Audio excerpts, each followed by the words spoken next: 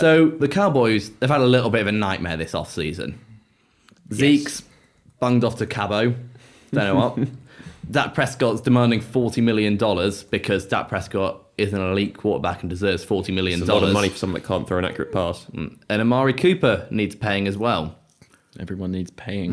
All three of these players are going to get paid near the top of their positions when all's said and done. Apparently, they've all turned down top 5 deals already. Wow. Amari's turned down a top 5 deal. They've offered it to all of them. Amari needs to chill his beans. Yeah, Amari needs to. I mean, you need to calm down. You had a nice end of the season, right. dude, but you're Amari Cooper. So if you've got the money, you're not going to be able to afford Dak as well as Zeke and Cooper, along with all of the contracts that the Cowboys have coming up in the next few years. They got Jalen Smith. Yeah. They got Byron Jones, who was a revelation last year at corner. So, do you re-sign Dak, or do you re-sign Zeke and Amari Cooper? I'm going to go first, and I'm going to say Zeke and Amari Cooper here. Okay. The reason I'm going to say that is because it's a simple fact that when Zeke isn't in the game, Dak is a lot less effective of a QB. Also, who the hell is he going to throw it to if it isn't Amari Cooper? I mean, he could be throwing it to Jason Witten, but we know how that went last time. At the end of the day, Zeke is one of the best running backs in the league, if not, some would argue, the best running back in the league. Mm-hmm. He's good. He does a job. You're waiting on. Keep coming. You've been past some sly facts here. That's an allegation that I don't take lightly, and I would like that struck from the record. Okay, I strike it from the record. But what I'm going to say is Zeke is one of those backs. He's a feature back, and he generational talent. Yeah, that's what you say. Everyone's a generational talent. Apparently, there's 15 every generation. Sorry, Joe. Okay, so he can catch out of the backfield. He can block. He can run the ball. Amari Cooper was the best thing they had.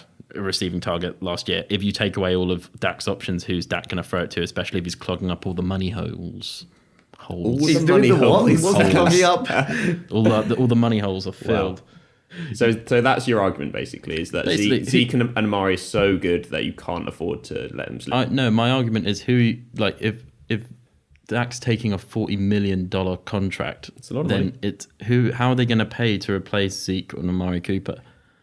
So my counter argument to this is that when you look at the importance of position and how easy it is to replace what you would think is a franchise QB or what the Cowboys owners think is a franchise QB, as opposed to how difficult it is to replace a top running back, it's a lot harder to find a QB, and it's a lot easier to be able to get wide receivers and running backs on cheap rookie deals that can contribute early. Than it is to completely rebuild again at the quarterback position. I mean, you only have to look at Pollard in the most recent preseason game. Great touchdown, looked really impressive. You can read into it what you will, but Jerry Jones is a big fan. It might be because he thinks that Pollard is going to save him a few bucks on the Zeke deal. Who even is Zeke? That's the question. What's a Zeke? But I think from a building a franchise to last perspective, you've got to go with if you think you've got a known quantity at quarterback, you've got to stick with it. I would. Can I have a small rebuttal? Or you don't me of anything about Ryan Fitzpatrick, so no. Okay. No, go for it. Okay, well, my small rebuttal there would be that I would say that all likelihood is next year you could probably find someone as talented, if not more talented than Dak. But it depends where they're going to be picking. If the Cowboys go 9-7, 8-8, something like that, that's a reasonable probably expectation for that team. If you're picking that late, I don't think you're going to get a Justin Herbert or anyone like that. I don't think you're going to get a Tua. You're not going to be able to get someone at that position in the draft, I think, that can straight away come in and run the offense. It depends if Zeke's playing the whole year or not, but yeah. All right. So it was the point you made about how difficult it is to find a starting quarterback in this league. And you look at running backs that have been drafted in the second, third, fourth round, have been able to come in and make a name for themselves, but also been a key fixture in offenses. And then you look at the teams that have won Super Bowls as well.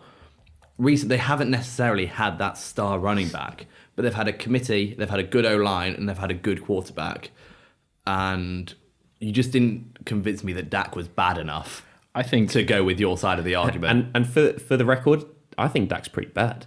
I think he's bad as well. I thought he was a below. That's what I said. He was a below average QB that you could replace. You'd have wrangled me into the corner if he'd gone with that one. I think Yeah, I was kind of screwed there, in fact, because You picked the wrong option, no matter Joe. what I said, you came there, out swinging and whiffing. yeah, but no matter what I said there, that Slew was always going to go with the QB option. It was like, oh yeah, you can always replace running backs and wide receivers and everyone else on the team because they're all useless. The quarterback's the only thing that matters. Claiming That's why Kyler Murray's so good. A QBist agenda from air raid's Slew. gonna work.